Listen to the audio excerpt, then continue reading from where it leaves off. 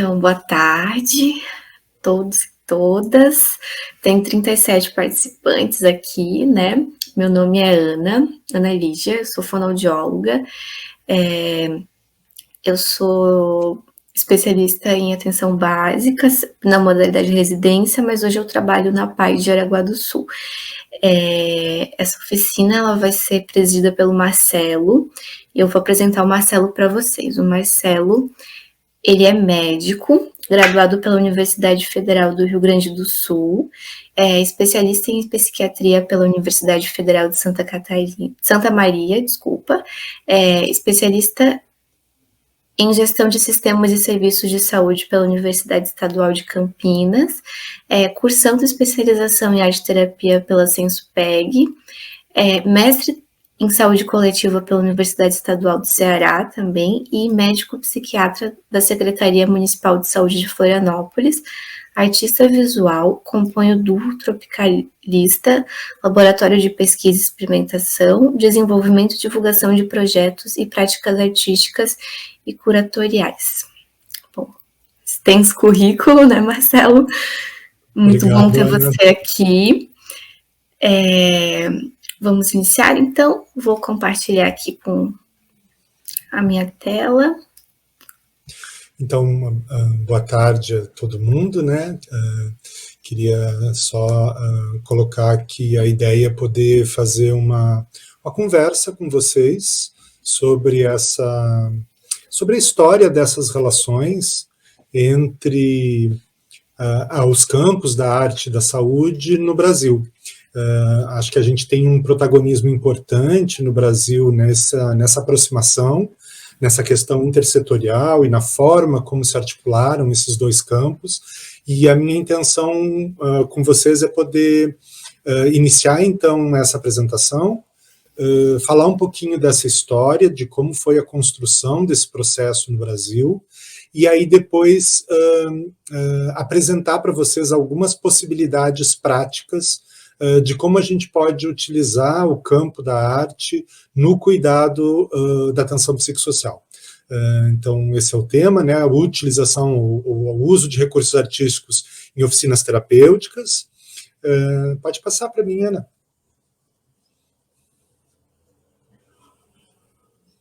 Tem que baixar um pouquinho isso.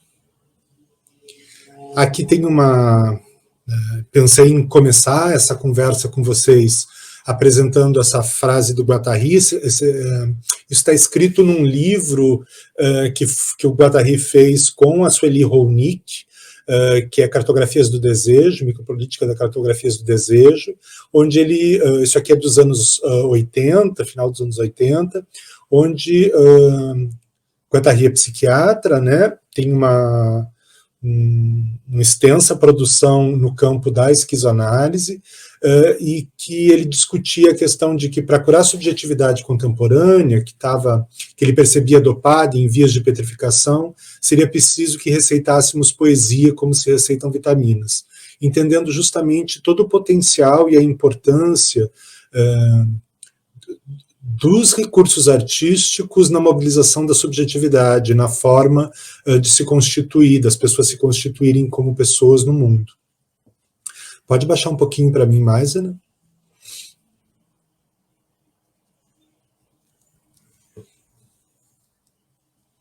Eu vou intermediar e vou apresentar para vocês algumas obras, né, enfim, que foram produzidas em oficinas terapêuticas, né, em diversos serviços e ateliês de cuidado em saúde mental. Esse aqui é do Rafael Domingues, de 1949, vocês veem a expressão artística, estética extremamente sofisticada, hoje um trabalho reconhecido internacionalmente, né, e que veio a partir das oficinas do Juqueri. Você pode baixar o próximo.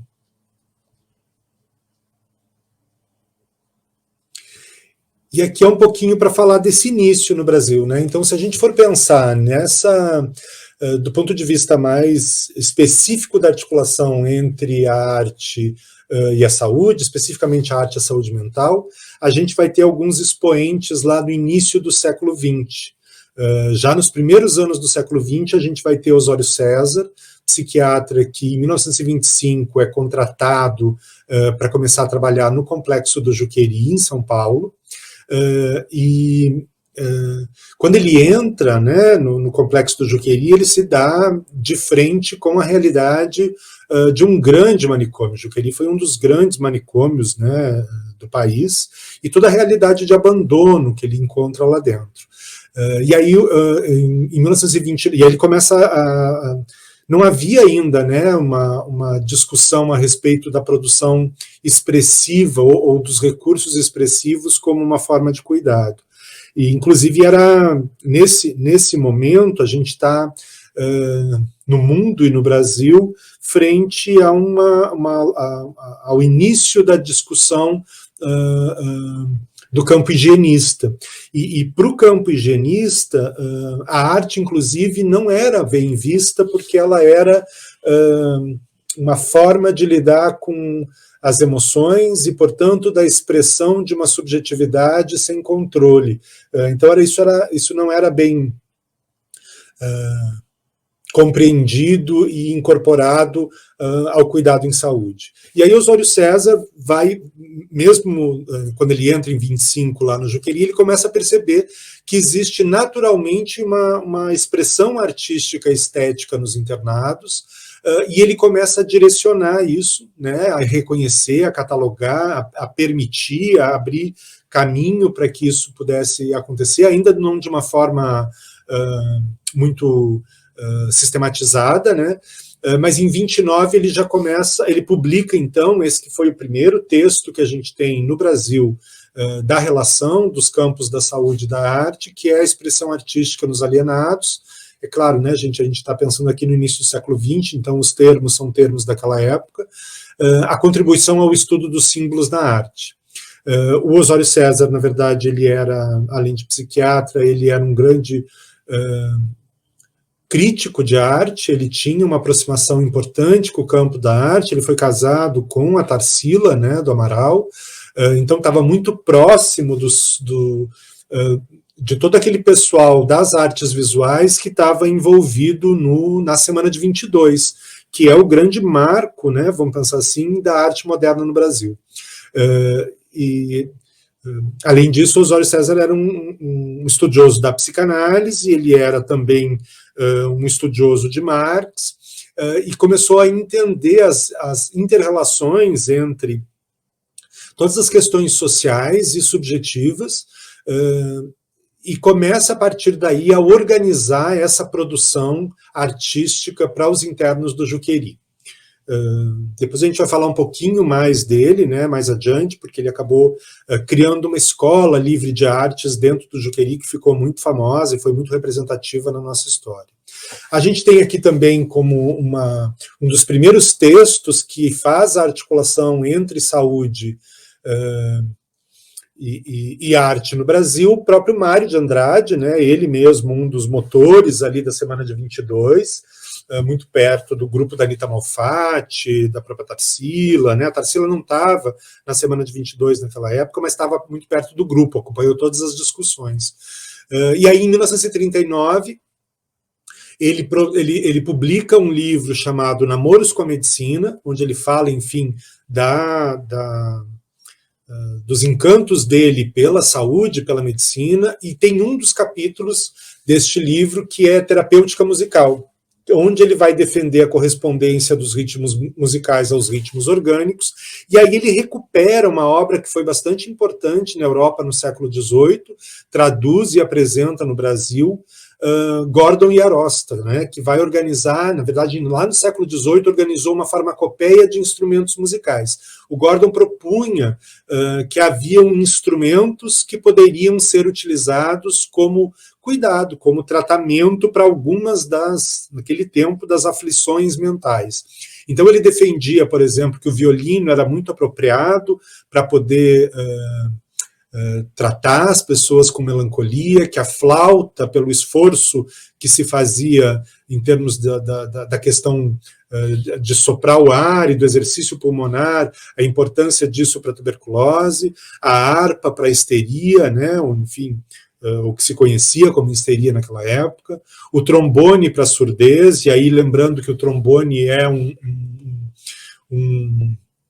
instrumento que produz uma vibração muito baixa de ar, com uma onda que é percebida, inclusive, pela pele, não só pelo conduto auditivo. Então, este som que nos chega a partir da percepção da pele seria interessante para alguém com problemas de dificuldade de audição, e o oboé como tônico geral. Não sei se alguém conhece o oboé, mas o oboé ele é um instrumento bastante peculiar e com um som muito interessante. Também, e aí bastante importante, né, nesse período, é a Anísia da Silveira, e o trabalho que ela começa a desenvolver no Centro Psiquiátrico Nacional Pedro II, também um manicômio grande, aí no Rio de Janeiro, né, então saindo do cenário de São Paulo, quando em 46 a Anísia cria o serviço de terapia ocupacional do Pedro II. Na verdade, Nise, ela vai para esse setor do Pedro II. Se alguém teve a oportunidade de assistir o filme, né, que fala da Nise da Silveira, ou ler alguma coisa a respeito da Nise, vai saber que a Nise, ao ser uma das primeiras mulheres médicas do Brasil, também uma das primeiras psiquiatras, e que é contratada pelo Pedro II, e quando começa a atuar dentro do Pedro II, se recusa a utilizar os métodos mais, naquele momento, mais inovadores, né, das intervenções psiquiátricas, que eram os eletrochoques e as convulsões produzidas a partir de choque insulínico. E ela se recusa veementemente a participar desse tipo de intervenção. Ela era uma estudiosa da psicanálise, e aí, diferente do Osório César, que tinha um estudo mais aprofundado com Freud, Nise tinha uma aproximação maior com Jung. Ela chegou a ser analisada por Jung, chegou a conhecê-lo, chegou a manter uma correspondência farta com ele, e também ao se recusar a participar desse tipo de intervenção, ela, como punição da direção do Pedro II, ela é deslocada para esse setor de terapia ocupacional, que, na verdade, nada mais era do que um espaço onde os internos ficavam responsáveis, ocupavam o seu tempo, também dentro dessa lógica higienista, ocupavam o seu tempo por meio da limpeza e da manutenção da estrutura, ou mesmo de móveis, enfim, do Pedro II. Então, na verdade, era um espaço onde os internos ficavam trabalhando. E aí a Nise vai para esse espaço e reconfigura completamente essa proposta, criando, então, a seção de terapêutica ocupacional do Pedro II, criando ateliês de pintura e de modelagem. E aí, a partir daí, ela começa a se aprofundar no estudo dessa... A Nise, justamente por essa influência de Jung, pensava na possibilidade do restabelecimento de vínculos por meio da expressão simbólica, né, e da criatividade. Isso tem um impacto muito grande no meio psiquiátrico, embora hoje a gente veja ainda uma certa dificuldade, né? Nise hoje ainda é mais conhecida internacionalmente do que no próprio Brasil, né? Por favor, você pode baixar um pouquinho mais para mim, Ana?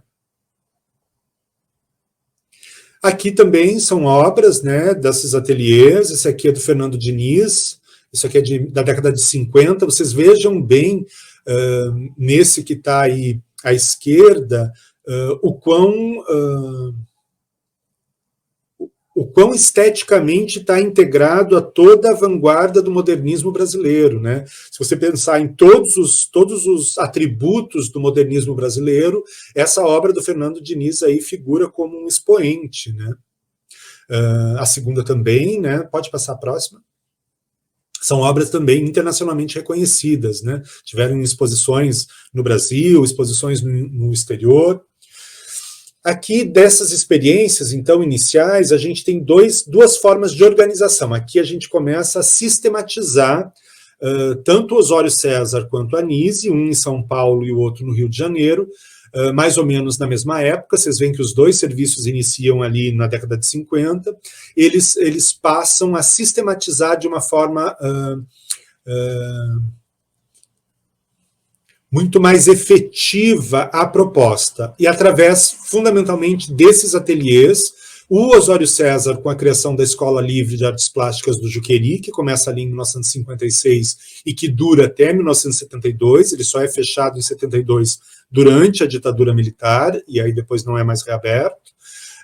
E aqui, uma das características desse trabalho da Escola Livre de Artes Plásticas era que o Osório César fazia toda uma discussão com a questão dos símbolos, né? Então a questão dos símbolos que ele entendia como universais, trabalhava muito a questão da subjetividade dos artistas, dos participantes, e principalmente levou os artistas visuais mais insensados da época de São Paulo a trabalharem dentro da Escola Livre. Então os internos tinham contato com artistas no processo de desenvolvimento dos seus trabalhos, das suas produções.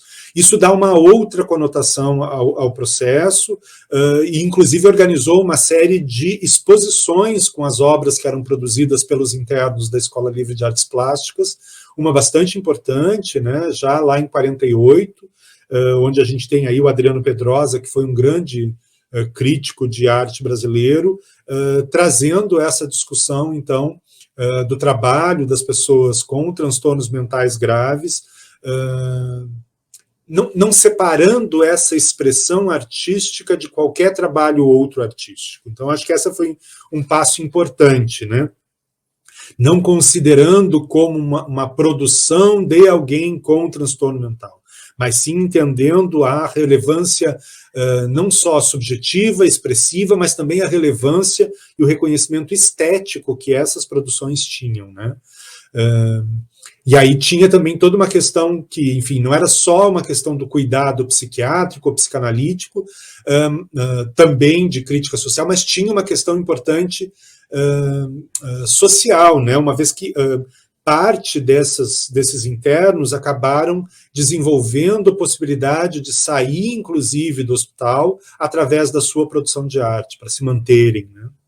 E em 52, no Rio de Janeiro, a Anísio sistematiza toda a produção, a vasta produção que ela acumulou na sessão de terapia ocupacional do Pedro II, no Museu de Imagens do Consciente. E o museu ainda está aberto, né? Então o museu existe hoje, tem um trabalho muito interessante, ele não é só um museu que se vincula à produção do período da Anísio ou daquela época dos ateliês, mas ele continua hoje sendo um espaço importante no Rio de Janeiro para a produção de arte contemporânea, né? E aí, no Museu de Imagens do Consciente, ela criou um centro de estudo e pesquisa para a preservação desses trabalhos produzidos no estúdio, mas também, hoje em dia, continua sendo um espaço de valorização da arte e tem um papel bastante relevante no Brasil. Se a gente pensar aí, o acervo do Museu de Imagens do Inconsciente, ele compôs, né, a Mostra Brasil 500 anos, e em 83 e 85, por meio de um roteiro criado, né, pensado pela Anísio, o Leon Hirschman criou, então, esse documentário, uma trilogia, né, com o filme Imagens do Inconsciente. Quem tiver a oportunidade de ter acesso é bastante interessante.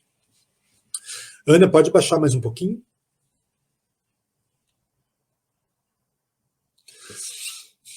Aqui é o Emídio, né? Emídio tem essa produção toda feita. Emídio foi um dos artistas mais famosos dos ateliês da Anísio, né?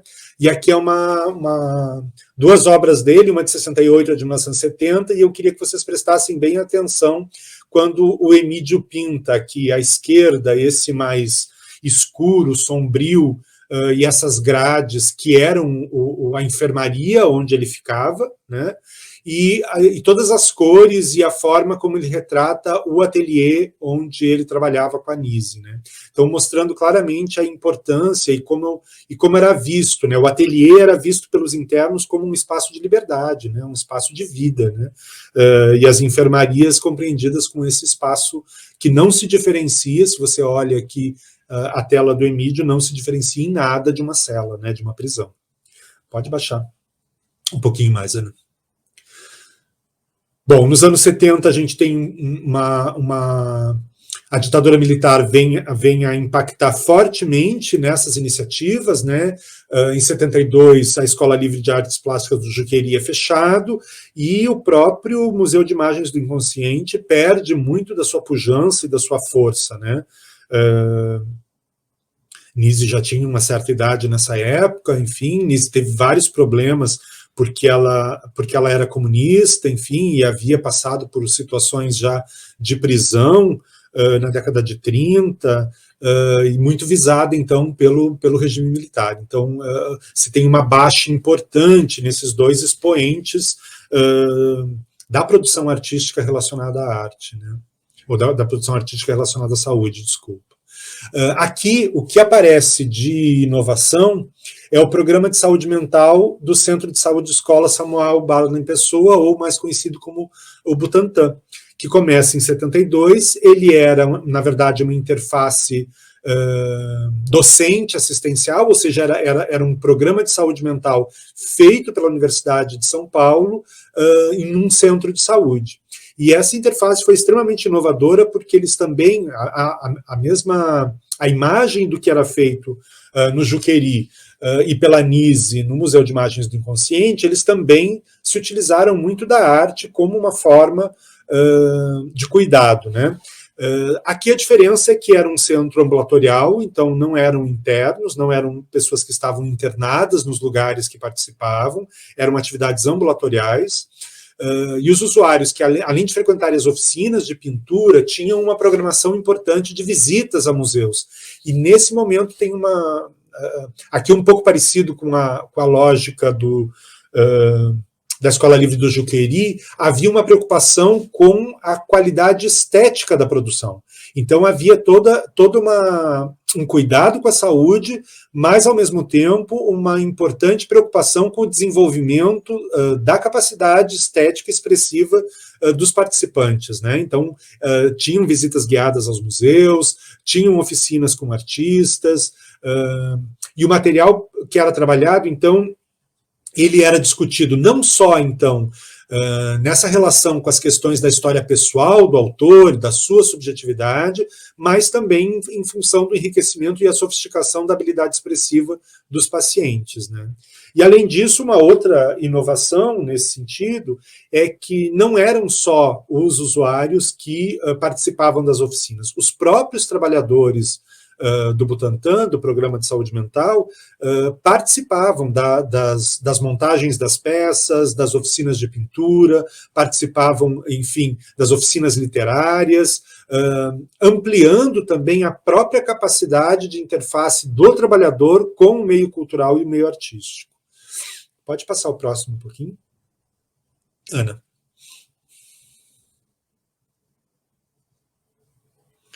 Aqui, então, a produção do Carlos Pertius, de 75, também uma produção bastante reconhecida, importante, está aí nos livros de História da Arte, mostrando, então, essa qualidade artística, né, reconhecida até hoje. Pode baixar mais.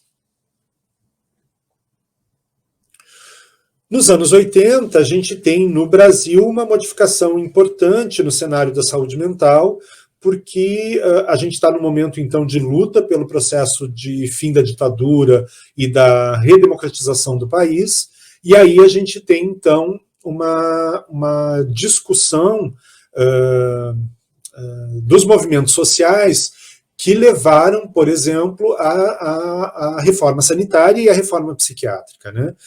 E aí, então, a gente tem como expoente importante desse movimento, e do movimento, por exemplo, da luta antimanicomial, a questão do CAPS Luiz da Rocha Cerqueira, que é o CAPS Itapeva, em São Paulo, onde, então, esses também um projeto docente assistencial, assim como o Programa de Saúde Mental do Butantan, só que aqui o grupo de profissionais que vai, então, da universidade para esse centro de saúde, cria o seu próprio modo de trabalhar e ele compreendia, então, atendimentos individuais, em grupo, acompanhamento medicamentoso, atividades recreativas expressivas, e inicialmente as oficinas eram mais um espaço aberto, onde tinham várias possibilidades e modalidades disponíveis, né? Então, papel, tecido, tinta, argila, e a partir daí se desenvolviam atividades conforme o interesse dos usuários do serviço, né? Nesse momento, e eu acho que essa é a grande contribuição do CAPS Itapeva para a discussão das interrelações entre arte e saúde no Brasil, a criatividade vai passar a ser reconhecida como um movimento, então, contínuo de criação de si e de criação do mundo.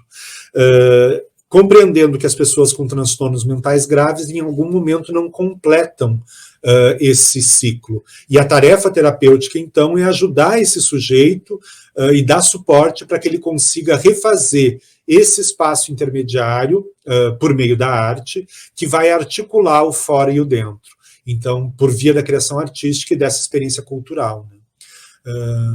Uma coisa importante também é esse deslocamento que implica numa compreensão da saúde como esse processo peculiar e que está subordinado a variabilidades e que se orienta por possibilidades de uma vida qualificada e plena de eventos. Então, aqui entra muito toda a discussão já que vem da promoção da saúde e da ideia de que saúde não é apenas ausência de doença. Pode passar o próximo, Ana, por favor.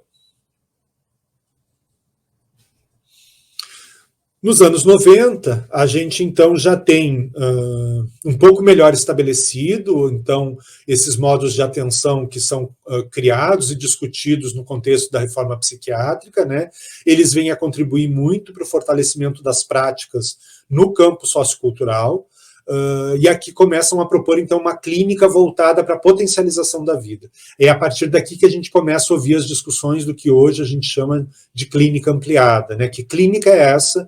Que não é só a clínica da intervenção farmacológica, não é só a clínica da intervenção psicoterápica, mas é essa clínica que está pensando esse sujeito em relação ao mundo que ele vive, às suas próprias relações, ao que o rodeia. E aí também a ideia de que é preciso, é necessário inventar, então, novos modos de viver e novas sensibilidades que vão implicar em exercícios estéticos e articulação entre o campo da arte e da cultura.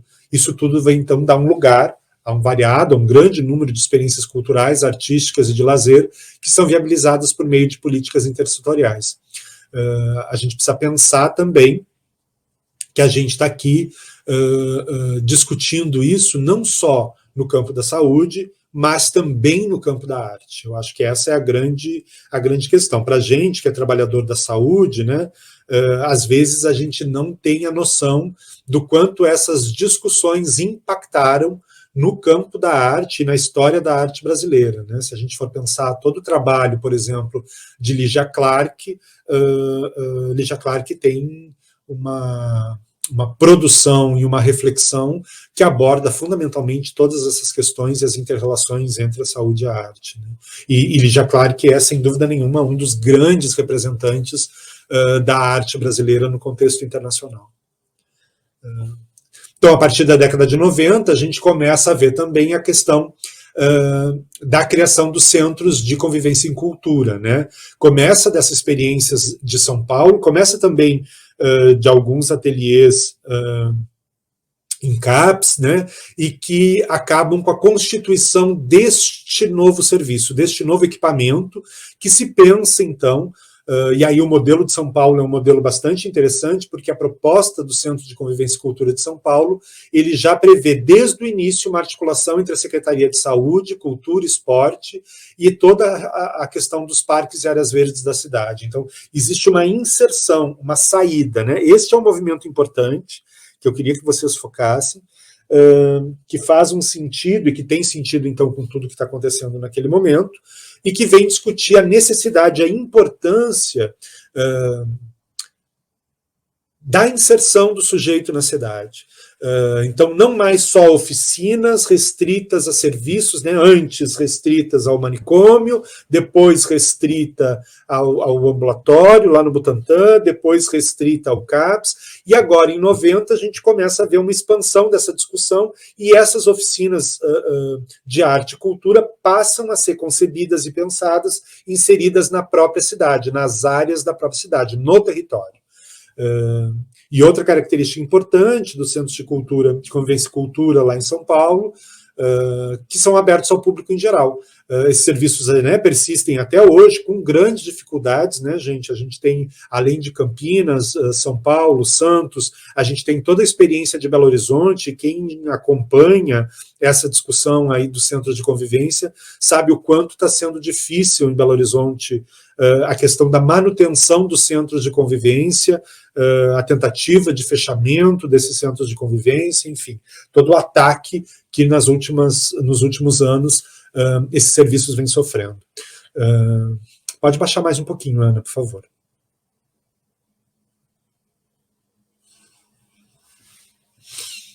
Aqui nos anos 2000, a gente passa a ter, então, uma aproximação entre a arte, saúde e cultura que faz emergir um novo campo de saber em interface. Acho que isso é bastante importante, isso é um marco conceitual e histórico. Aqui a gente começa a ver dentro do campo da saúde e dentro do campo da arte a compreensão de que essa interface ressignifica os dois termos, né? Então, o campo arte-saúde ressignifica o campo das artes e ressignifica o campo da saúde.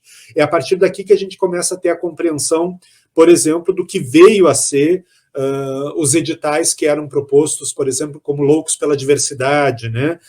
Que é uma produção importante, capitaneada aí pelo Paulo Amarante e a Fiocruz ali do Rio de Janeiro, e que teve suporte do Ministério da Saúde, lançando editais para o país inteiro para iniciativas culturais e de artes a partir de serviços de saúde mental.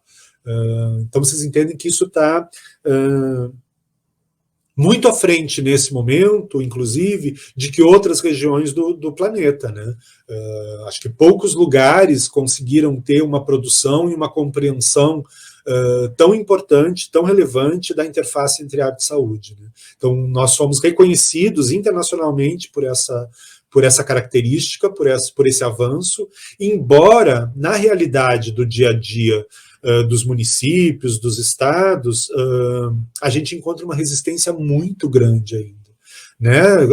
Assim, é muito difícil ainda a gente conseguir que esse avanço nessa discussão teórica e prática atinja de forma capilar os nossos serviços nos municípios, né, com exceção desses lugares específicos onde isso se produziu de uma forma bastante intensiva.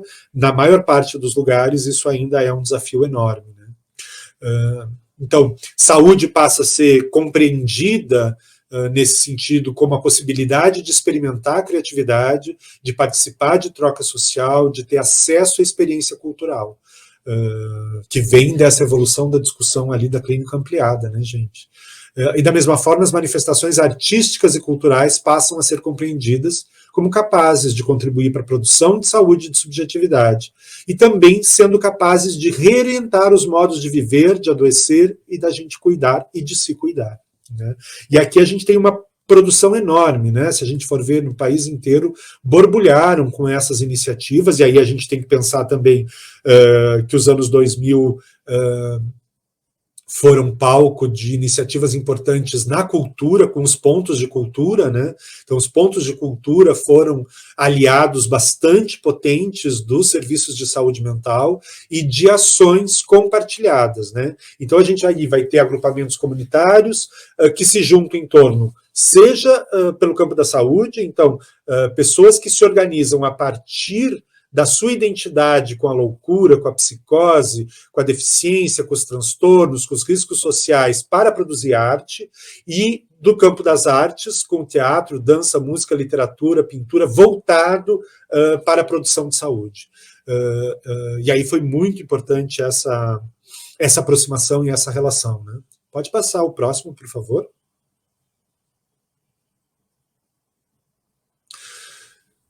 E aí, né, gente, depois de todo esse movimento, toda essa experiência, toda essa relevância, né, o que fica disso tudo na realidade dos serviços, né? Eu acho que muitos de vocês talvez atuem em serviços de saúde mental, atuem na atenção primária, né?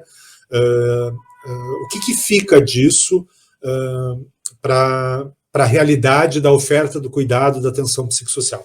Esse trabalho aqui é feito por um grupo de pessoas em São Paulo, mas essa autora Galvanese, ela tem uma produção muito rica nessa área, e essa pesquisa especificamente eu quis apresentar para vocês, porque ela já não é mais tão recente, né? Enfim, já fazem quase 10 anos que ela foi publicada, ela é de 2014, mas ela buscou especificamente nos centros de atenção psicossocial do município de São Paulo, dos CAPS adulto, né? Então ela não pegou CAPS AD, não pegou CAPS infantil nessa pesquisa. Então, dos 21 desses CAPS adulto do município de São Paulo, todos os CAPS desenvolviam atividades relacionadas à arte e à cultura, isso em 2014.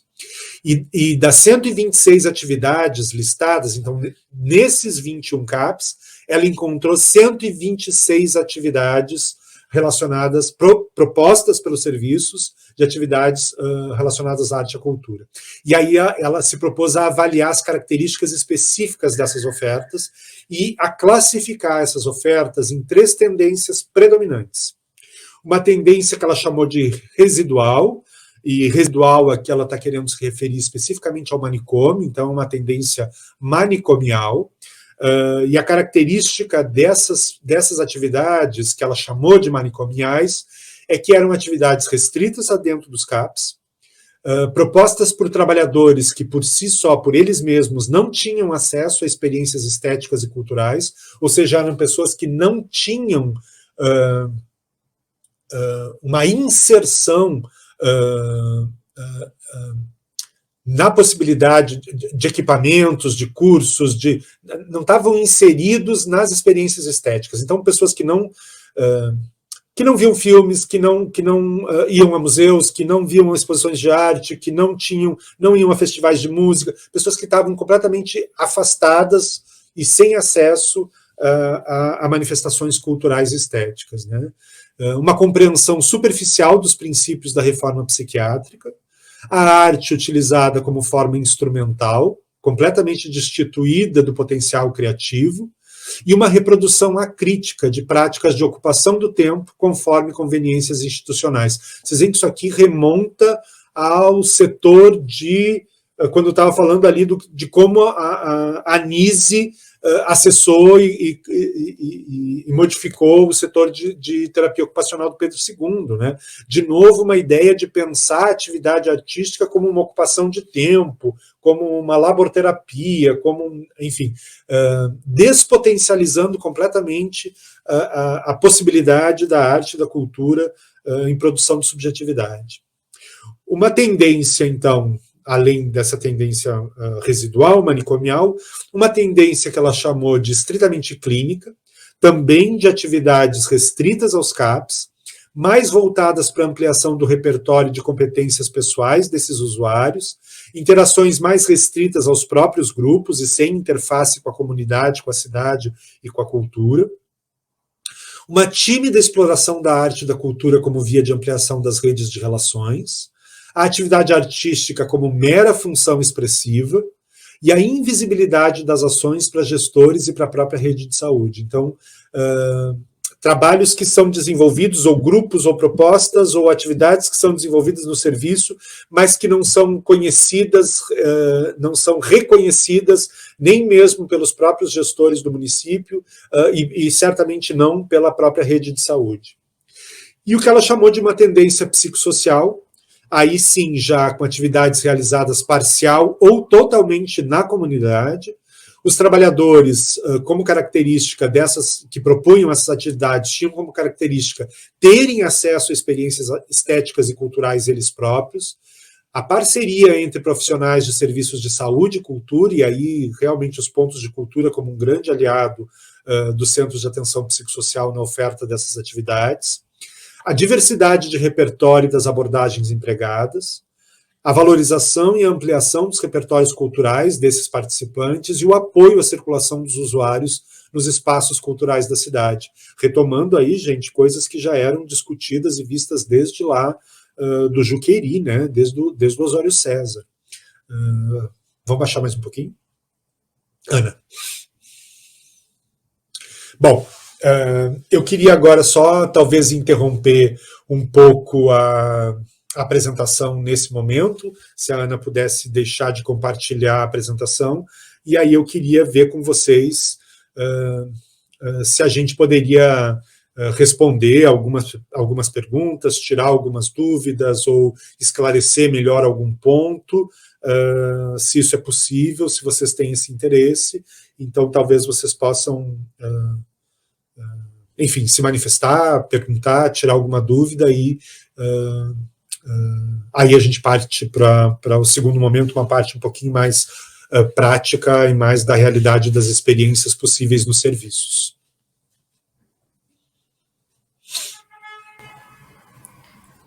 Oi, Marcelo. Eu não sei se você consegue visualizar o chat aí, mas a Denise... Não, eu só vejo o chat privado. A Denise Trum, talvez seja uma amiga sua, ela falou assim: oi, grande Marcelo, saudades. Que bom, Denise, saudades também.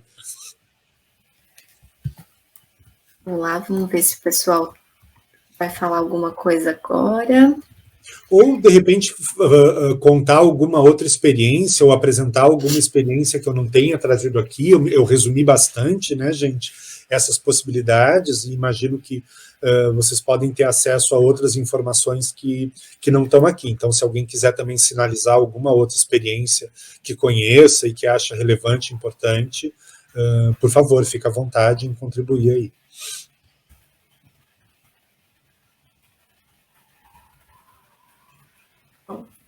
Vamos esperar um minutinho, porque eu também não tenho acesso aos comentários. Vamos ver se a Michelle passa alguma informação aqui para a gente. Nesse meio tempo, então, vou tentando complementar essa apresentação desses aspectos mais históricos, né? Acho que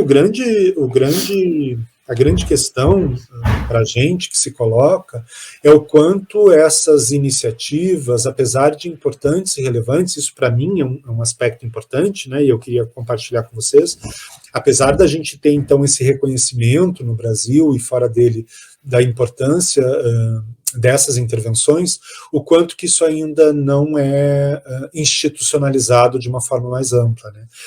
Mesmo a própria portaria da RAPS, que prevê como um componente importante da atenção primária o Centro de Convivência e Cultura, a gente sabe que na prática isso acontece com pouquíssima frequência, né? Nós temos aí a grande maioria dos municípios do país que não tem a experiência de poder ter um centro de convivência e cultura e tem, inclusive, uma dificuldade da compreensão de que isso possa ser um equipamento de cuidado em saúde, né? Então, assim, é muito comum a gente ouvir dos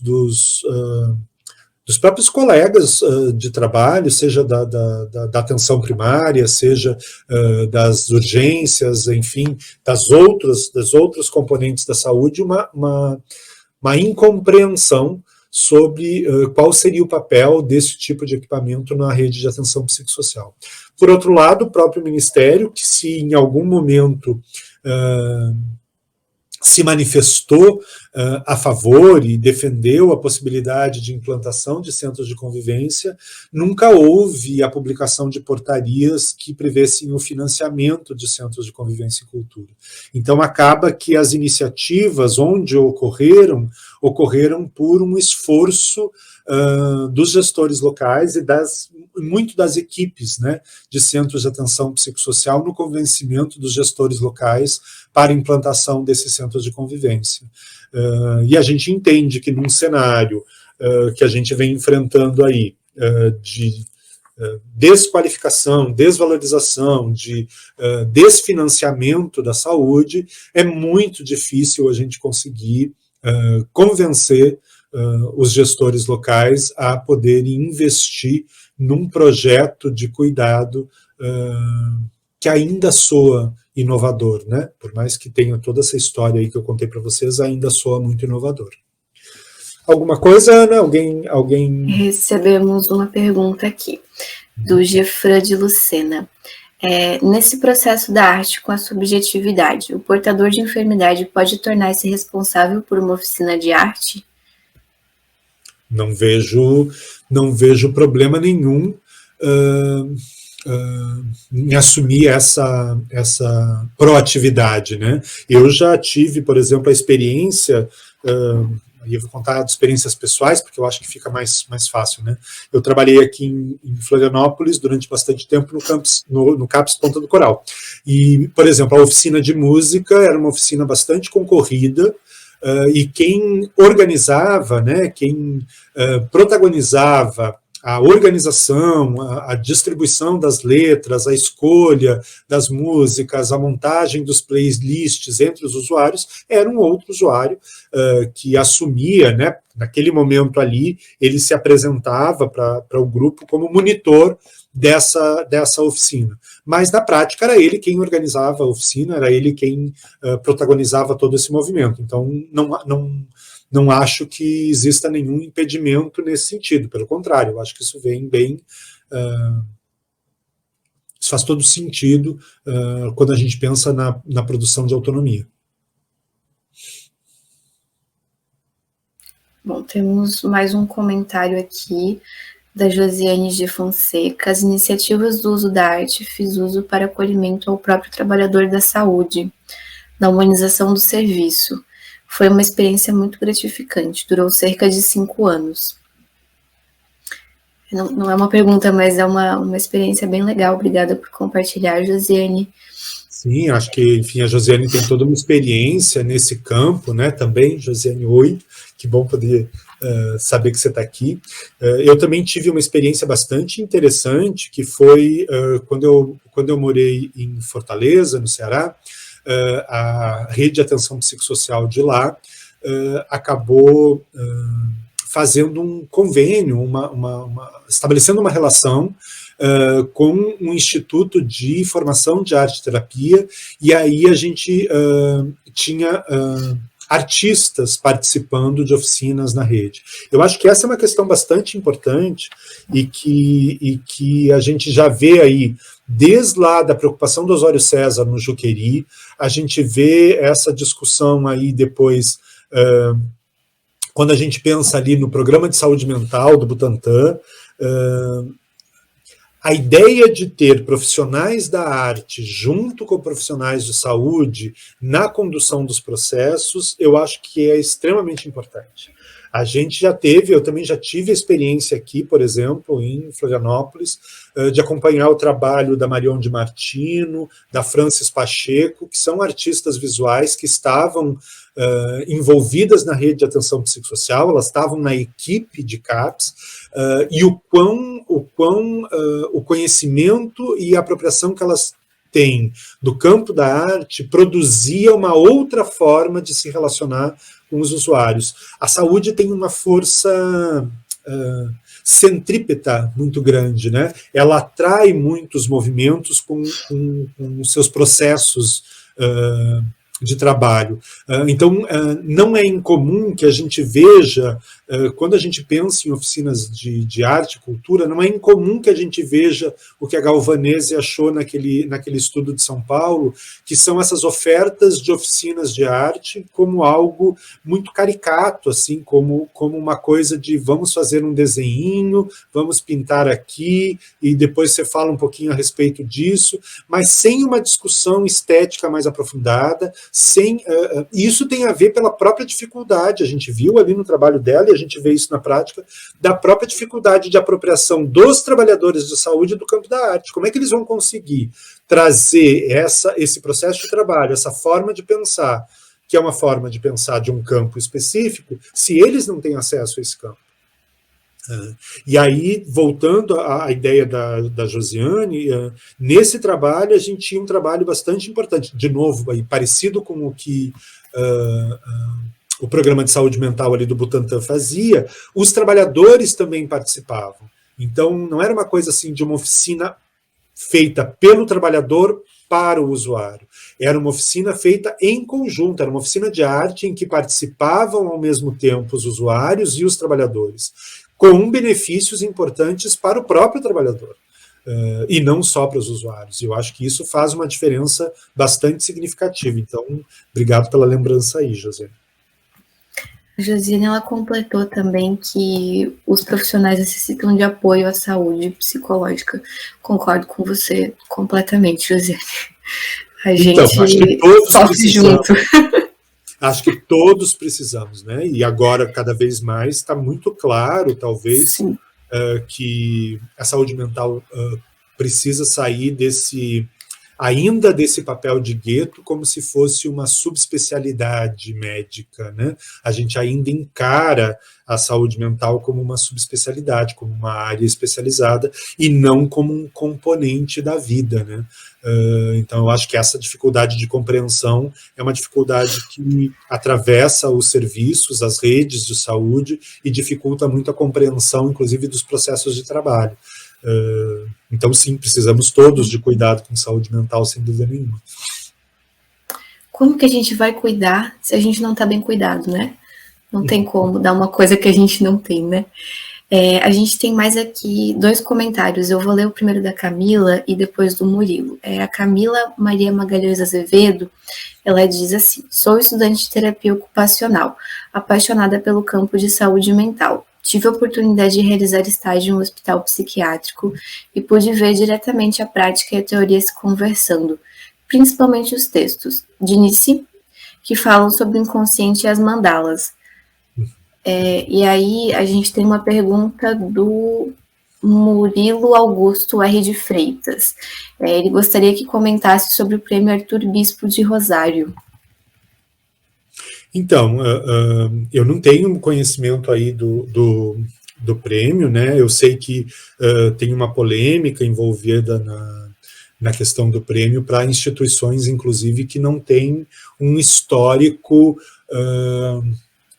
de cuidado, de compreensão do que seja o cuidado psicossocial, Arthur, Murilo. E aí eu acho que isso tem tudo a ver com a própria história e o desrespeito com o próprio bispo do Rosário. Se vocês, enfim, o bispo, acho que talvez vocês conheçam, o bispo é um das eminências da arte brasileira, interno de um manicômio, que durante muito tempo dessa internação produziu, dentre suas várias obras, ele produziu um manto que ele bordava, e ele chamava esse manto de manto da apresentação. Então ele levou anos bordando esse manto, e esse manto ele constituiu, ele fez para que quando ele morresse, ele aparecesse, ele se apresentasse a Deus coberto com esse manto. Essa era a roupa que ele criou para ele se apresentar a Deus quando morresse. E a principal questão relacionada a isso é que, mesmo na morte, o bispo do Rosário continuou sendo desrespeitado, porque ele não foi enterrado com o manto. O manto hoje faz parte de coleções de arte, é reverenciado e circula em exposições, enfim, pelo mundo afora. Mas é importante a gente sempre lembrar que ele não foi criado com esse objetivo. O bispo criou o manto para que ele pudesse usar. E nem na morte o direito dele foi respeitado, né? Então, acho que faz um sentido, macabro, mas faz um sentido com todas as críticas que estão acontecendo com relação aí ao Prêmio Bispo do Rosário. A Josiane, ela falou que o Hospital Antônio Pedro tem um trabalho bastante interessante com o uso da arte. Ele é ligado à Universidade Federal do Rio de Janeiro.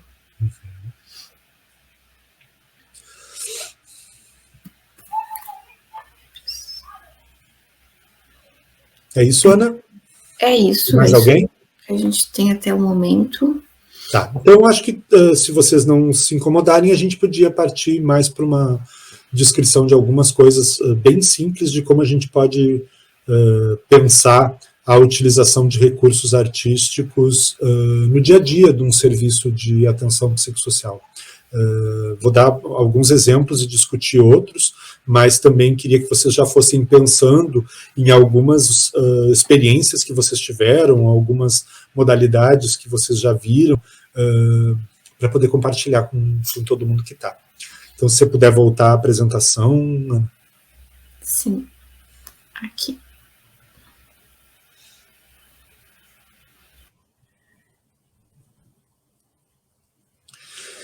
Então, gente, às vezes quando a gente fala, né, em recursos artísticos para oficinas terapêuticas, a gente às vezes fica um pouco, se não está mais apropriado, enfim, do campo da arte e tal, a gente fica às vezes um pouco encabulado, ou acha que tem alguma dificuldade, né?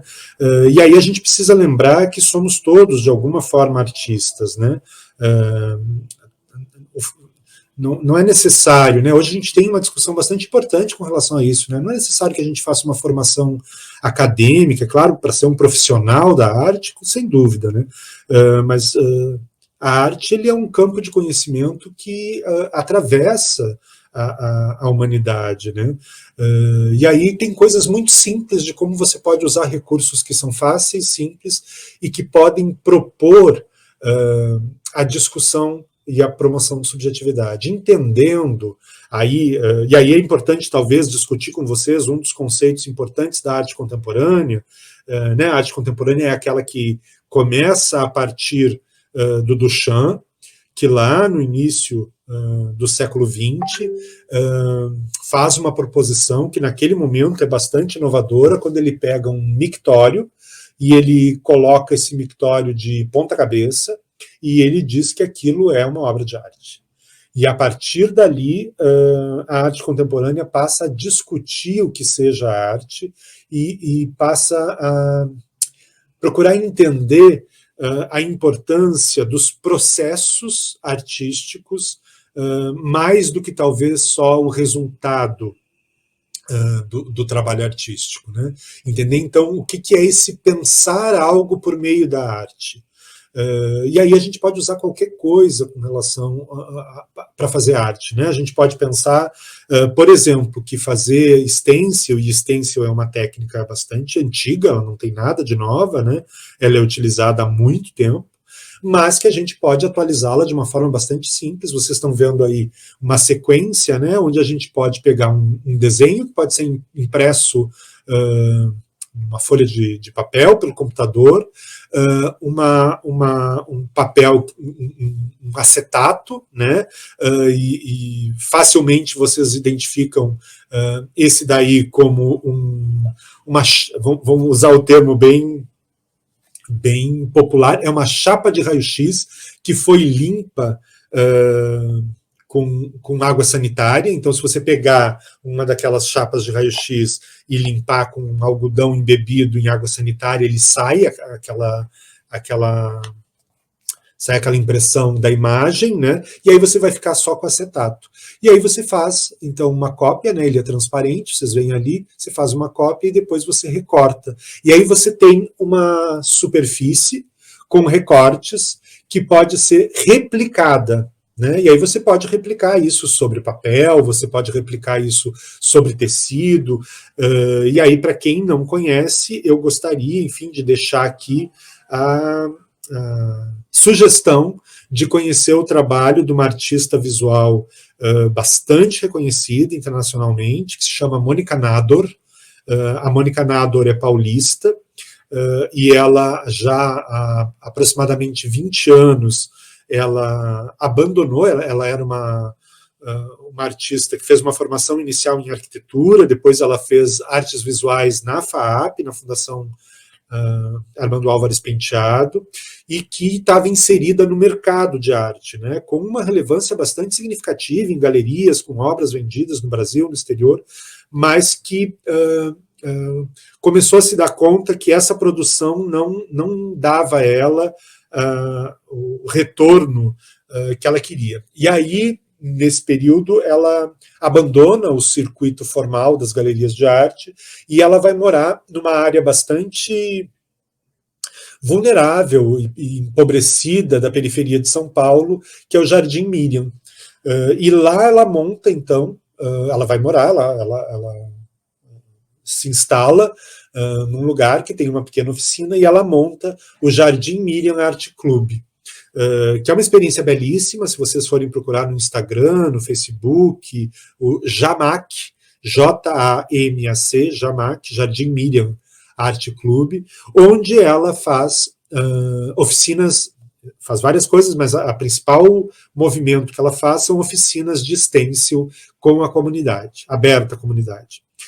E aí ela tem turmas que são para professores, ela tem turma para as crianças, ela tem turma para adulto, e ela desenvolve então esse trabalho que é de stencil em papel, tem todo um trabalho de stencil em tecidos, então ela faz isso para camisetas, faz isso para toalhas, faz isso para cortinas, enfim, para todos os têxteis que vocês podem imaginar.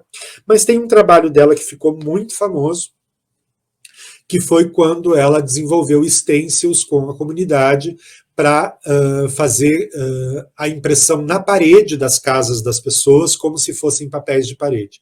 O trabalho é belíssimo, hoje copiado no mundo inteiro, né, reproduzido no mundo inteiro, e um trabalho que desenvolve muito a questão da subjetividade, as imagens de cada pessoa, é possível se apropriar desse produto para a vida do dia a dia, e que tem uma relevância não só estética e cultural, mas tem uma relevância também subjetiva, né? Possibilitando a formação de grupos, possibilitando a discussão das questões da própria comunidade, a forma como a comunidade se relaciona com o seu território, com o cuidado com as suas casas, com achar que a sua casa está mais bonita e gostar mais da sua casa. Então isso tem uma divulgação bastante grande. Quem tiver a oportunidade de conhecer o trabalho da Mônica Nadori, do Jamac, eu recomendo. E aqui, então, é só para fazer uma pequena sequência, mostrando o quão simples pode ser um trabalho de produção de stencil. Pode baixar a próxima, por favor? Dentre essas experiências, eu queria contar um pouquinho aqui a experiência dessas bolsas, que foram, nessas bolsas, o nome do projeto virou Bolsas que Viraram Cartas de Amor.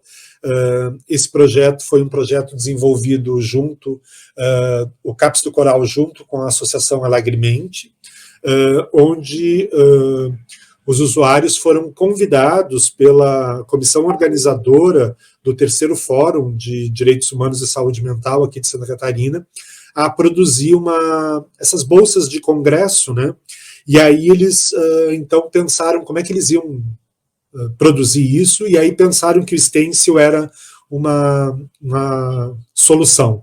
E aí, aqui, para vocês verem, esse é o resultado final, à direita aqui, do stencil, que foi recortado, e aqui vocês percebem que ele é uma bricolagem, ele é uma colagem de vários desenhos. Então, o que aconteceu foi que cada um dos participantes pensou no que queria, ou o que Florianópolis, ou o que a cidade poderia oferecer a esses congressistas, e aí cada um desenhou a sua perspectiva do que a cidade poderia oferecer.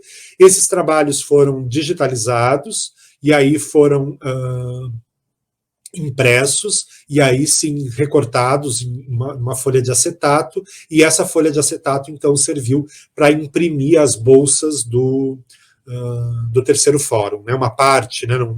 Os usuários nem conseguiram fazer todas as bolsas do congresso, mas conseguiram uma parte importante. Ficou lindo esse trabalho, e mostra aí uma articulação então entre a comissão organizadora do evento, o Serviço de Saúde Mental e uma associação de usuários que trabalha as questões estéticas, subjetivas, artísticas, de economia solidária, de inserção na comunidade, de trocas, de uma forma bastante rica, bastante relevante. Foi muito prazeroso, assim, poder participar dessa atividade junto com a associação. Pode passar a próxima, por favor. Aqui é uma outra oficina, né? E aqui é importante pensar também como as oficinas elas se integram dentro do serviço e fora dele. Para contar essa história aqui, a ideia é que se começou a discutir, na época eu também trabalhava no CAPES Ponta do Coral, a gente começou a discutir a questão do carnaval. E aí a gente começou a pensar na possibilidade de um grupo, de um bloco de carnaval que fosse sair no Bloco dos Sujos, aqui em Florianópolis. Então a gente acho que foi, só essa discussão aconteceu em torno do meio do ano, e a partir daí, vários trabalhadores do serviço começaram a trazer essas discussões e a gente reuniu, então, aqueles usuários que tinham interesse em trabalhar isso na oficina de música, e aí se começou a fazer uma oficina de percussão, com os usuários que estavam interessados mais na questão da música, né? E aí começou-se a treinar a percussão, a pensar numa música, numa marchinha, enfim, desenvolvendo toda uma letra e uma música para ser apresentada durante o carnaval no Bloco dos Sujos, né? E um outro grupo de usuários que estava pensando, então, em criar fantasias, em criar alegorias para serem apresentadas. Aqui vocês veem, enfim, essas oficinas, então, eram feitas, parte dessas oficinas era feita no CAPES Ponta do Coral, parte das oficinas eram desenvolvidas no Instituto Arco-Íris de Direitos Humanos. Aqui são fotos do Instituto, onde esses usuários estão criando esses parangolés, né? Parangolé, na verdade, é uma produção artística internacional brasileira, né? O Hélio Oiticica ficou bastante reconhecido internacionalmente com a proposta dos parangolés. Parangolés são essas capas, são esses tecidos que, na verdade, só viram parangolés quando vestidos, né? Para o artista, ele dizia que o parangolé, ele, na verdade, ele precisava tomar vida no corpo das pessoas. E aí o Hélio produziu essas peças e a gente começou a apresentar, então, apresentações sobre arte contemporânea, enfim, entrou a ideia do Hélio Oiticica, e aí os usuários gostaram muito da proposta dos parangolés, e aí a gente resolveu adaptar, então, os parangolés para essa alegoria de carnaval, que foram criadas, então, com TNT e recortes de chita. Se vocês forem ver, são pedaços de TNT cortados, que são costurados às barras, e essas flores, né, não dá para ver direito aqui, mas essas flores todas são recortadas de pedaços de chita, de sobras de chita, que são vendidas por um preço bem mais em conta, né, nas lojas de tecido. Quando não tem mais o tecido por inteiro, eles entram em promoção. E aí, então, a gente comprava esses restos de tecido, recortava e aplicava, costurava, colava e costurava nessas aplicações. Pode passar o próximo, por favor? Fazendo essas alegorias. E aqui é o resultado, então, final, o bloco, que foi chamado de Louco e Diamante, todo mundo tem bastante. Esse nome foi o nome que os usuários escolheram para o bloco. Tinha essa bandeira, essa flâmula, né? E vocês veem ali parte dos usuários com os parangolés que foram criados, então, durante as oficinas. Vocês veem que tem aí parte dos usuários que fez parte da oficina de percussão, e que estava, então, responsável pela animação musical do nosso bloco, e a parte que tem as alegorias, né? Não só foram feitas esses parangolés, mas também várias outras alegorias de fantasia de carnaval que foram produzidas em conjunto nessas oficinas. Pode passar o próximo. Ok. Aqui era mais para poder, enfim, apresentar as referências aí para vocês, da onde é que vieram as informações que eu compartilhei ali. Se a Ana puder voltar, eu acho que dá para deixar de projetar.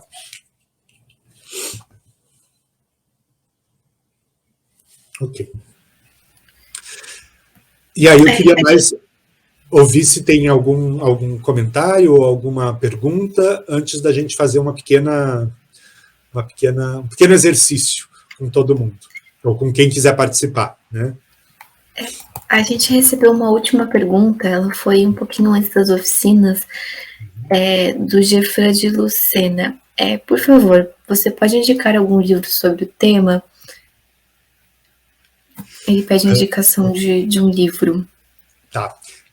Tem vários, Gilfran. Deixa eu pegar e colocar aqui. Eu vou colocar aqui no chat e vou falar aqui. É um livro do próprio Jung,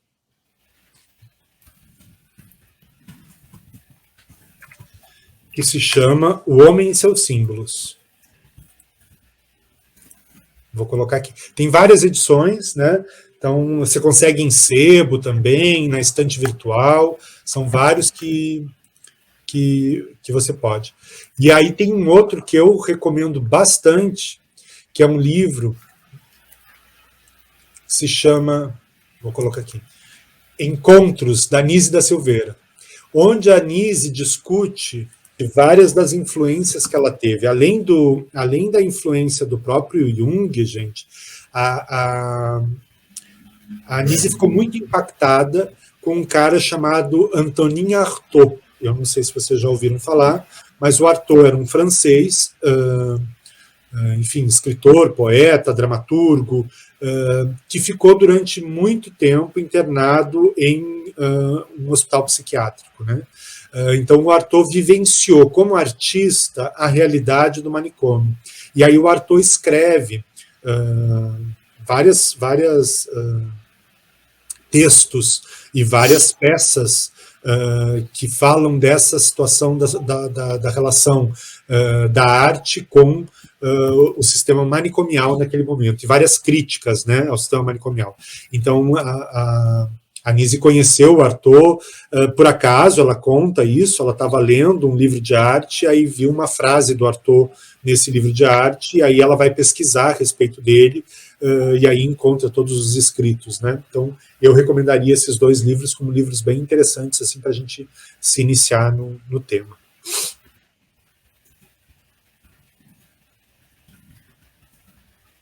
Mais alguém, Ana? Ainda não. Tá. Bom, eu vou fazer uma proposta que é bastante simples, com coisas que eu acredito que todos vocês vão ter à mão. A minha ideia é que vocês tenham uma folha de papel, qualquer folha de papel que vocês encontrem, que vocês tenham próximo, não precisa ser um papel especial, não precisa ser um papel, enfim, de nenhuma forma, e uma caneta, um lápis de cor, o que vocês encontrarem aí perto, que seja mais fácil. Então, é papel e caneta ou papel e lápis, o que vocês encontrarem mais próximo aí. Eu vou esperar um minutinho só para dar tempo de vocês localizarem esse material e para a gente fazer um pequeno exercício. O meu tá aqui. Ótimo.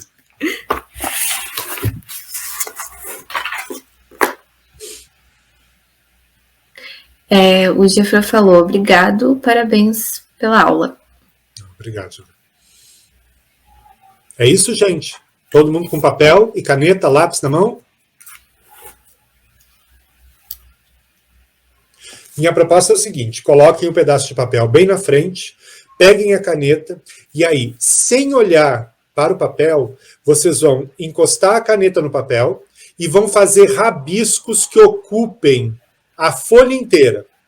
Procurem ocupar, riscar essa folha, vai para cima, vai para baixo, vai para o lado, pode ser reto, pode ser torto, pode ser em círculo. Vão movimentando essa caneta e riscando o papel sem nenhuma preocupação. Pode fazer círculo, pode fazer... Não tira a caneta do papel. Sempre a caneta ou o lápis grudado no papel e vai fazendo esses rabiscos. A gente vai chamar isso de garatuja. O Picasso, numa entrevista bastante famosa, disse o seguinte, que aos 15 anos de idade, ele era bastante, enfim, uma pessoa com muita autoconfiança, né? Quem já ouviu alguma coisa do Picasso sabe disso. E aí ele dizia que aos 15 anos de idade ele já pintava como Rafael. Rafael, um grande pintor do Renascimento, né? Aos 15 anos de idade ele já pintava perfeitamente como Rafael, mas que ele levou a carreira inteira dele para conseguir fazer rabiscos como se ele tivesse 4 anos de idade. Então, gente, se vocês fizeram rabiscos como se vocês tivessem 4 anos de idade, fiquem super felizes que vocês já estão quase como Picasso. Agora vocês vão descer isso daqui. E o exercício vamos fazer isso em 2 minutinhos, tá? O exercício é vocês encontrarem formas nesse rabisco e aí pintarem dentro dessas formas. Procurem se vocês encontram aqui algo que lembre um pássaro, algo que lembre uma nuvem, algo que lembre qualquer forma reconhecível para vocês. Pode parecer uma flor, pode parecer o que for. Esse é um exercício de criatividade, esse é um exercício para vocês procurarem, a gente, dentro, né, eu sei que existe dentro da psicologia a Gestalt como uma forma de abordagem psicoterapêutica, mas aqui a gente vai usar o fenômeno da Gestalt, que nas artes é você conseguir identificar em formas não definidas algo que você reconhece. Sabe aquele fenômeno quando você fica olhando nuvens no céu e você encontra, às vezes parece um cachorro, às vezes parece uma tartaruga, pode parecer uma construção, pode parecer uma pessoa, enfim. Isso para a arte é a Gestalt, é como o cérebro identifica em formas aleatórias imagens que a gente reconhece. Então eu queria que vocês fossem pintando os intervalos do que pode parecer alguma coisa para vocês.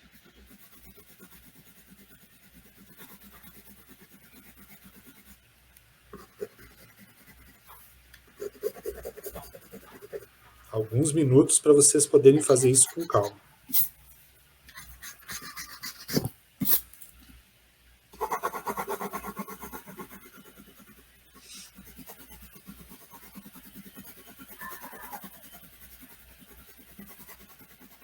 Procurem, se desafiem. E se não houver alguma coisa que faça muito sentido, vocês se deixem levar e vão preenchendo esses espaços, porque aí a gente também pode pensar que tem muitos artistas, especialmente do modernismo, que acabaram fazendo este processo de simplificação das formas. Então, não precisa parecer muito propriamente.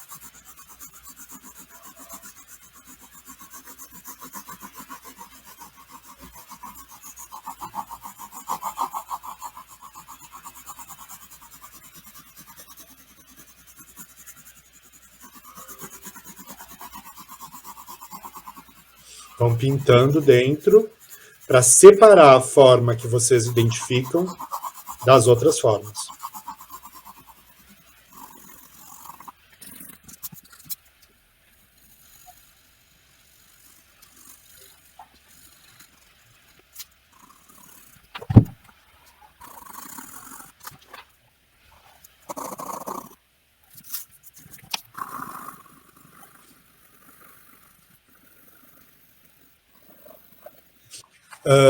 Vou mostrar para vocês, não se assustem, tá? Isso aqui é para ser um personagem, de desenho animado que é o Vingador. Vocês lembram do Vingador? Que era aquele da Caverna do Dragão? Era aquela caveira com aqueles... Enfim, é isso. É o meu Vingador, gente. Pode rir, não tem nenhum problema. Pode ficar contente, rir, não tem perigo, não. Mas foi o que eu encontrei nessas garatuchas. Estou fazendo essa brincadeira, essa provocação com vocês para mostrar que menos importante do que esse resultado final é o processo de feitura e de conversa durante uma oficina terapêutica. E é isso que eu queria retomar um pouco antes de terminar o encontro com vocês. Eu, durante bastante tempo, fiz oficinas terapêuticas ali no Instituto Arco-Íris, recebendo os usuários dos diferentes CAPs, né? Então, centralizava as oficinas no Arco-Íris, e aí a gente tinha participantes que vinham tanto dos 2 CAPs ADs, quanto do CAPs Ponta do Coral, e às vezes até adolescentes que vinham lá do CAPs Infanto-Juvenil. E aí, bom, não importava de onde é que as pessoas vinham, importavam é que eles estavam ali com o objetivo de fazer uma oficina de arte. E a gente fazia várias oficinas, desde impressão de tecido, aquelas de stencil que vocês viram, de pintura, de desenho. Tão importante quanto fazer oficina é que aquele era um espaço de relação entre as pessoas, de respeito entre as pessoas. E aí, por exemplo, às vezes acontecia, e não era infrequente, que pessoas iam dos CAPs, às vezes se mobilizavam, saíam das suas casas, pegavam um ônibus, atravessavam a cidade e iam fazer uma oficina que durava 2 horas no centro da cidade e não faziam nenhuma atividade. Elas ficavam sentadas, observando e conversando durante o tempo da atividade. E isso não era nenhum problema, e não deve ser nenhum problema. Mais importante do que a própria produção que é feita em termos de resultado da oficina é o espaço de criação de vínculos, é o espaço de apropriação da cidade, é a construção desse círculo de relações que a gente entende que para as pessoas que às vezes que têm, principalmente quem tem transtorno mental grave, tem muita dificuldade de se inserir em relações, às vezes, no seu território, às vezes com dificuldades, às vezes, dentro da sua própria família.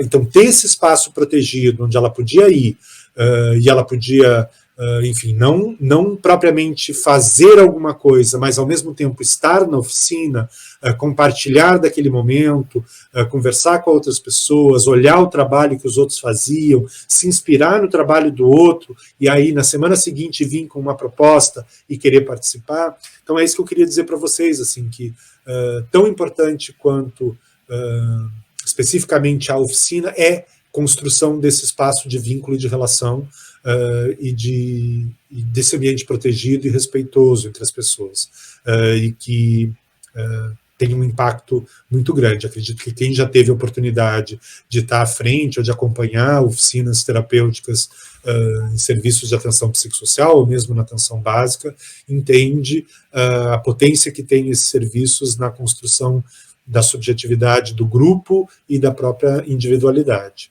E aí, enfim, era ficar aberto aí, Ana, para alguma outra questão, alguma outra dúvida, ou algum comentário que as pessoas queiram fazer. Tá. O Jeffrey mandou uma figurinha de Minions batendo palma pro seu desenho. E a Camila Maria Magalhães Azevedo, ela conseguiu encontrar 5 desenhos. Olha só. Uhum. Parabéns, Camila, parabéns. Bom, a Patrícia tá mandando para eu mostrar, pedindo para eu mostrar meu desenho aqui. Então, peraí. Vou mostrar meu desenho. Essa aqui é a parte 1 do desenho, não sei se dá para ver. Sim, você fez uma paisagem? Aham, eu fiz montanhas. Aham.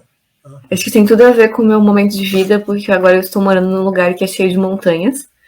E daí aqui... montanhas e queimaram um lago ali embaixo, não? Então, aqui é um lago. Um lago não, desculpa, é um mar. Ó, as ondas do mar. Cabeça do mar. Mas eu pensei em fazer assim, ó. Ah, entendi. Que foi separado e não como uma coisa só. Entendi. 2 em 1. Muito Mas bem. pode ser assim também, né? Sim, então, o mar batendo nas montanhas. Já vi a paisagem. Então, o mar e as montanhas. Eu não consegui ver nenhuma figura do Vingador, mas, enfim, foi pouco, né? Foi pouco tempo. Não, faz um esforço, tem que fazer um esforço bem grande para tu enxergar o Vingador aqui. Nossa, não tem problema. Não, dá para ver de longe, assim, ele fica mais visível. Eu tinha visto, assim, um dinossauro, aí eu vi um taco de beisebol, mas eu pensei, não, pera, tem que ser um desenho, né, uma coisa mais E aí, Ana, acho que é isso também, só a provocação de poder conversar com as pessoas sobre o que elas viram no desenho, o que aquilo significa, de onde veio essa ideia, isso é uma abertura para a possibilidade de conhecer melhor as pessoas, conhecer a realidade das pessoas, o momento de vida que elas estão passando, o que elas sentem, o que elas pensam. Então, isso muitas vezes, para pessoas que às vezes têm dificuldade em intervenções pela fala, e não é incomum que a gente encontre no cuidado pessoas que têm muita dificuldade de, em determinado momento, se expressarem verbalmente, que vão ter muita dificuldade, por exemplo, num atendimento psicoterápico formal ou num atendimento onde a fala seja a mediação da comunicação. Com coisas simples como essa, você consegue fazer essa mediação para o conteúdo subjetivo das pessoas de uma maneira mais direta, né? Eu tive a experiência, na verdade foi um presente que eu ganhei, um período onde nós ficamos sem psiquiatra infantil aqui em Florianópolis, na rede, e aí na época eu me voluntariei para ir atender no CAPS infantil. Não tenho uma formação na área da infância, nem tinha uma especialização no campo, só tinha disposição, boa vontade e um pouco de coragem, né? Um pouco de falta de juízo. Mas aí confiando na equipe do CAPS Infantil, que é uma equipe absolutamente capaz e responsável, enfim, experiente, com a ajuda dos outros membros da equipe, eu me voluntariei para estar lá. E percebi que, por exemplo, para crianças e para adolescentes, às vezes, o que eu estava acostumado, as intervenções às quais eu estava acostumado a fazer não eram muito produtivas, às vezes eu não conseguia muito retorno. E aí a utilização, por exemplo, de uma coisa simples como rabiscos, e encontrar imagens no rabisco, era um bom início de conversa, um bom início de formação de vínculo, né? E de acesso à subjetividade. Então, enfim, queria propor para vocês que se aventurassem em algum momento a fazer isso e observar os resultados. Acho que vale a pena. Se você me permite, Marcelo, assim, no seu gancho ali, fazer um comentário. Eu, como fonoaudióloga, hoje eu trabalho bastante com crianças, né? Na grande maioria autistas, e eu vejo que a fala, muitas vezes, durante o atendimento, ela mais atrapalha do que ajuda. Então, muitas vezes vale a comunicação não verbal através da arte, da linguagem, de todas as suas expressões, do que uma fala, porque a fala, às vezes, ela atrapalha, às vezes ela traz um desconforto para aquele momento.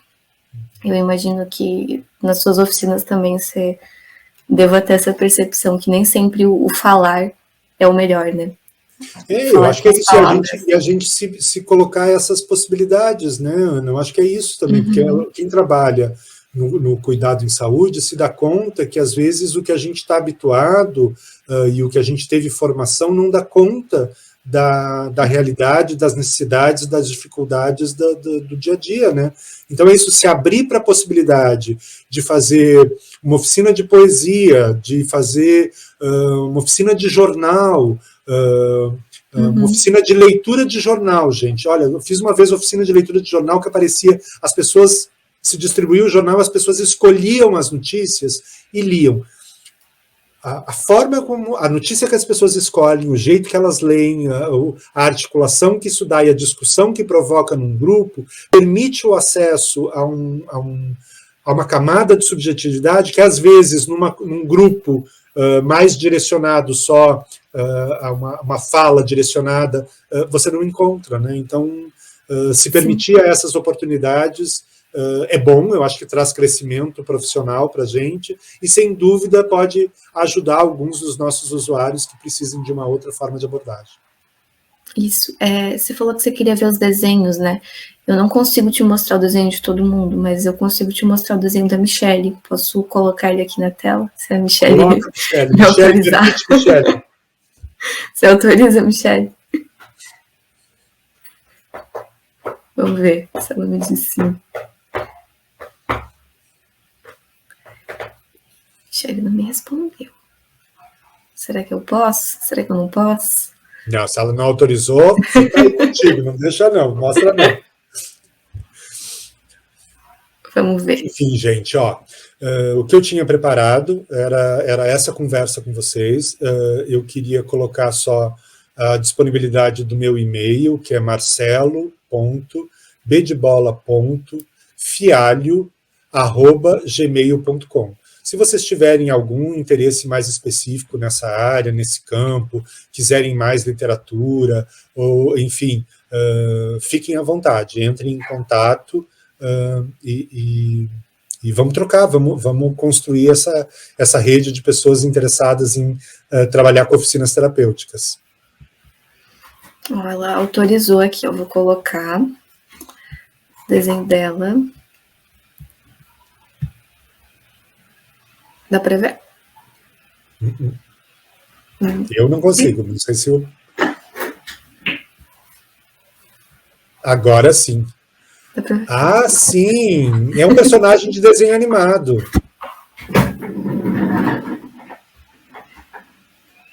Vamos ver se ela fala alguma coisa aqui, mas enquanto isso eu vou lendo os comentários. A Marta Helena Oliveira Noal, ela disse, muito legal toda a oficina, uma tarde de CAPS. Abraço, Marcelo.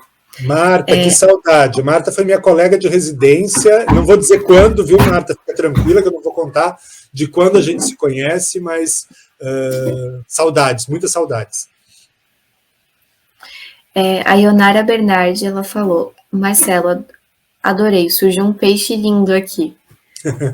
A Ionara tem uma experiência super legal com oficinas. A Ionara acompanhou durante muito tempo um grupo de usuários dos CAPS-AD que fazia visitas a instituições culturais, a museus, galerias, e um grupo muito potente, muito interessante. Então, a Ionara já tem bastante experiência com oficinas. A Larissa Rise Souza de Oliveira disse que aqui surgiu um peixe, um coração, uma folha e um balão. Rico, hein, esse teu desenho? Uhum. Riquíssimo, Larissa. Muita coisa. E ela falou que ela está com saudades da Ionara. Olha o povo se encontrando nos eventos. O Jeffra disse obrigado pelo e-mail.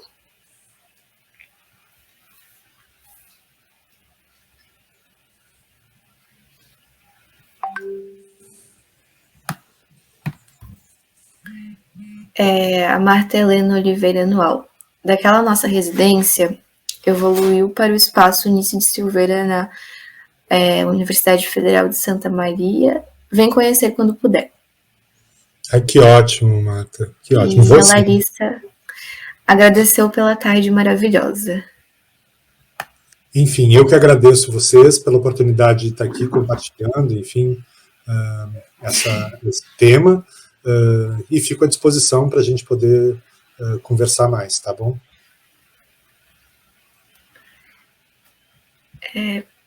Será que podemos encerrar, então? Se não tiver mais nenhuma pergunta, ficamos por aqui, e um bom encontro. Enfim, né, acho que tem muita coisa ainda boa para aparecer aí no encontro. Não deixem de participar. Bom, gostaria de agradecer muitíssimo a você, Marcelo, em meu nome, em nome do Encontro Catarinense de Saúde Mental. Foi um prazer passar esse momento com você. Interessantíssima a sua aula sobre arte. Gostei muito, acredito que as outras pessoas também tenham gostado muito, né? Ficaram aqui até o fim conosco. E, enfim, seguimos aí, né? Muito obrigada. Obrigado a todo mundo. E até breve. E até breve.